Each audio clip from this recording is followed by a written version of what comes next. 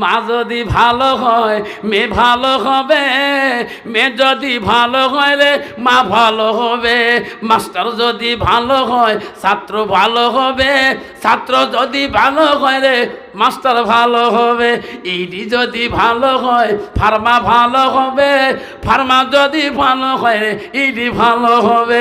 এমন জাতের কচু আছে অল্প জালে সিদ্ধ হয়, এমন জাতের মেয়ে আছে অল্প কথায় বুঝিয়ে পায়, এমন জাতের কচু আছে অল্প জালে সাজে না, এমন জাতের মেয়ে আছে অল্প কথায় বোঝে না। বাপ ভালো তার ছেলে ভালো, মা ভালো তার জি, গাই ভালো তার বাছুর ভালো, দুধ ভালো তার ঘি। এরকম ঠিক না বেটি? শোনার চানরা আমার মা বলে না, ও মা বলে না, জান্নাত যদি যাইতে চান মা, তুই মাওলানার বেটি হো, মুক্তির বেটি হো, মুহাদ্দিসের বেটি হো, মা তুই মা কারির বেটি হো, এমএলএর বেটি হো, ম্যাজিস্ট্রেটের বেটি হো, প্রেসিডেন্টের বেটি হো, গাঁওপুরের বেটি হো, মা যাই হও না কেন, তোমার কথা দ্বারা যদি তোমার স্বামী যাতে আঘাত না পায়। মা রে শুনে রাখো মা, নবীজির প্রথম স্ত্রী ছিল হযরতে খাদিজাতুল কুবরা, নবীজির দ্বিতীয় বিবি ছিল মা হযরতে সাউদা রাদিয়াল্লাহু তাআলা, নবীজির তৃতীয় বিবি ছিল মা হযরতে মা আয়েশা সিদ্দিকা আম্মাজান, নবীজির চতুর্থ বিবি ছিল মা হযরতে যায়েনব রাদিয়াল্লাহু তাআলা, নবীজির পঞ্চম বিবি ছিল মা হযরতে হাফসা রাদিয়াল্লাহু তাআলা, নবীজির 6 নম্বর বিবি ছিল মা হযরতে উম্মে সালমা, নবীজির 7 নম্বর বিবি ছিল মা হযরতে উম্মে হাবিবা, নবীজির 8 নম্বর বিবি ছিল মা হযরতে মাইমুনা, নবীজির 9 নম্বর বিবি ছিল মা হযরতে সুফিয়া, নবীজির 10 নম্বর বিবি ছিল মা হযরতে রায়হানা, নবীজির 11 নম্বর বিবি ছিল মা হযরতে মারিয়া। নবীজির একুত্তাগি 11 জন বিবি জীবনে চলে যায়, কোন বিবির দ্বারাই আমার সোনার নবী কষ্ট হয় নাই। সুবহানাল্লাহ। কন্ত বাবা, বর্তমান সমাজে একটা বিবির দ্বারা স্বামীরা কষ্ট পায় না, না পায়? কত পায় আল্লাহ। স্বামী এমন ঢেল ঢেলাইছে আমার ওটি, যদি ঠ্যাং না তুলতে ঠ্যাং ভাঙি দিলে যা কুত্তে মাথা ফাড়ি দর্শাস। কত নারী আছে বাপরে। মা বোনেরা আয় মা শুনে রাখেন, নবীজির তৃতীয় বিবি ছিল হযরতে মা আয়েশা। আয়েশা ছিল মদিনার রাষ্ট্রপতির মেয়ে। যেরকম সুবহানাল্লাহ।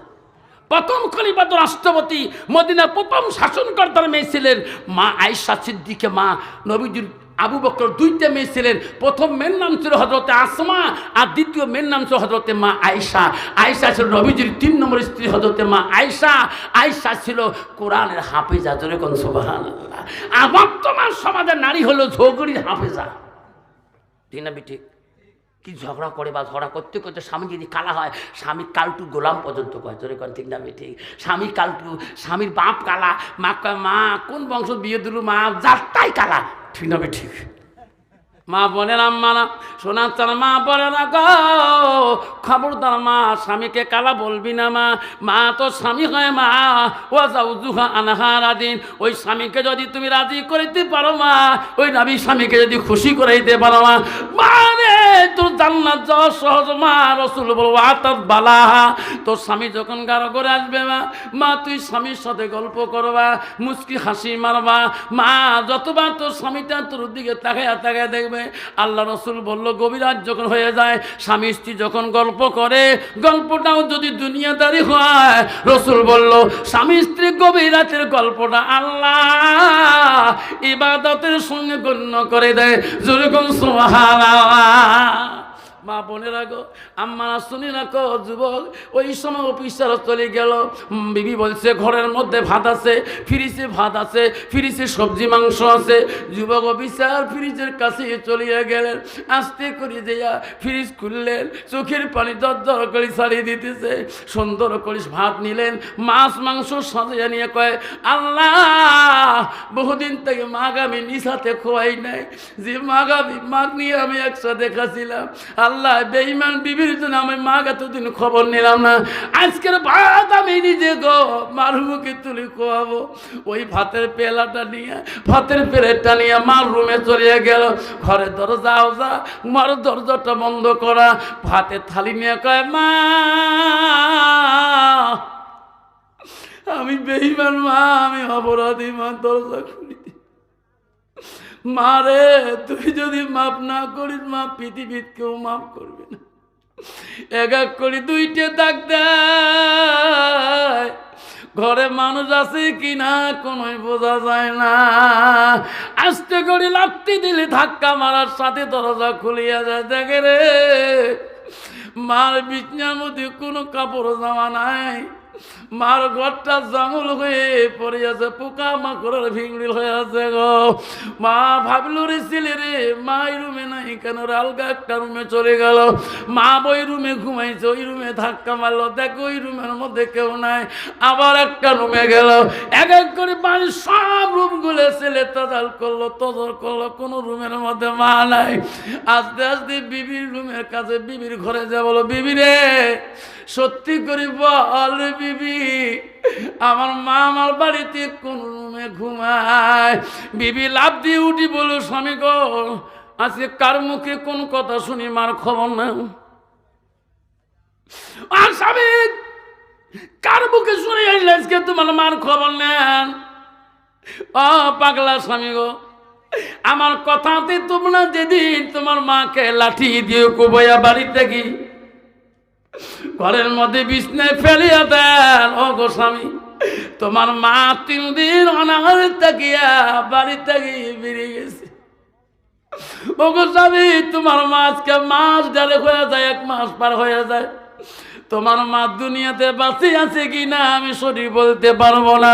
এই বাড়িতে তোমার মা নাই গো স্বামী, এতদিন আমি তোমার খুলি বলি নাই। পাপের টানে তুই চেক করে দিয়ে বলছে, বিবি রে কি করলি? আবার সোনার কলিজার মাটাকে আমি কোথায় হারাইলাম? ওই আলমারির দরজায় দিয়া লাফ দিয়ে দিয়া ছুরিটা টানি আনি বললো, বিবি খোদার কসম করে ছুরি নিয়ে বললাম, বিবি রে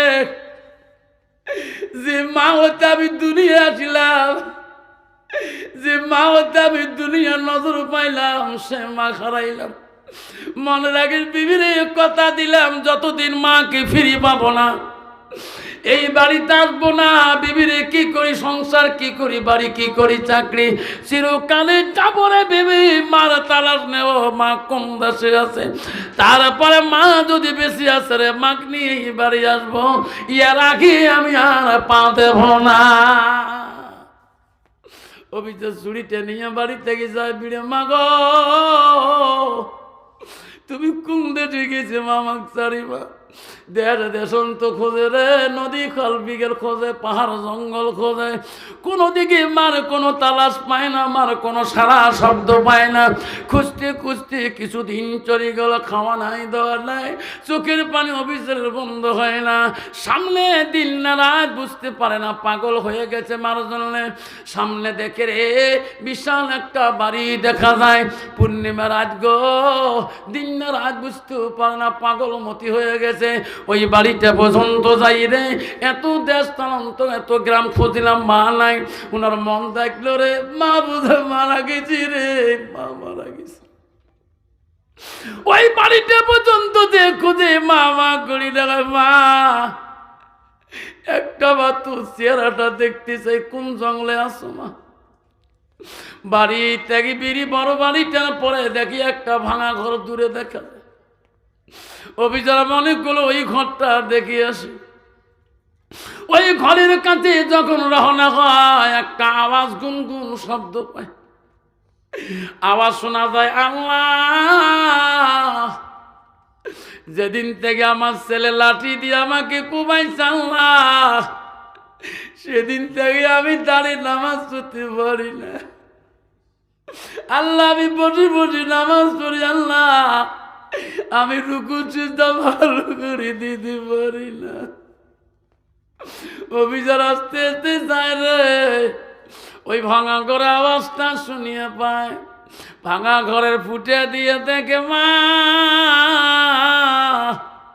খালি মাটিতে সেজদা দিয়ে কাঁদতেছে।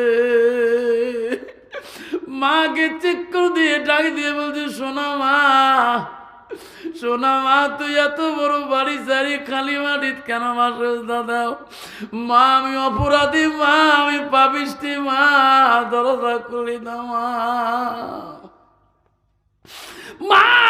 শেষ করি, দোয়া শেষ করি, মনে মনে কল্পনা করে, কে রে এই দেশে আমার কে রে মা কয় রে, কে মা কয়?